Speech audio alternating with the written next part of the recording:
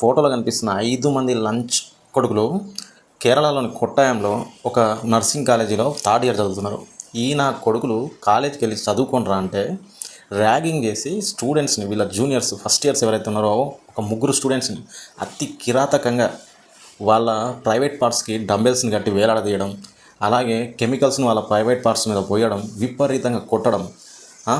ఈ కాలేజీ యాజమాన్యాలు ఏం నేర్పిస్తున్నాయి? పిల్లలకి చదువు నేర్పించండి అని పంపిస్తే వాళ్ళని బట్టి వాళ్ళకి ఎమోషనల్ బ్యాలెన్స్ లేకుండా, ఎమోషనల్ కంట్రోల్ లేకుండా ఒక సైకోలు ఉన్మాదులను తయారు చేసి బయటికి పంపిస్తుంది కాలేజీ యాజమాన్యం. అలాగా తర్వాత ఇప్పుడున్న సోషల్ మీడియా వల్ల ఈ చెత్త నా కొడుకులు ఇలా తయారయ్యి మనిషికి ప్రాణం ఉందనే విషయాన్ని కూడా మర్చిపోయి వాళ్ళని విపరీతంగా హరాస్ చేయడం జరిగింది.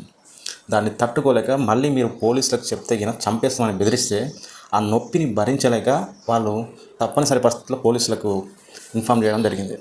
ఒక్కసారి ఈ విజువల్స్ చూస్తే అసలు ఆల్ ఖైదా తీవ్రవాదులు కూడా అలా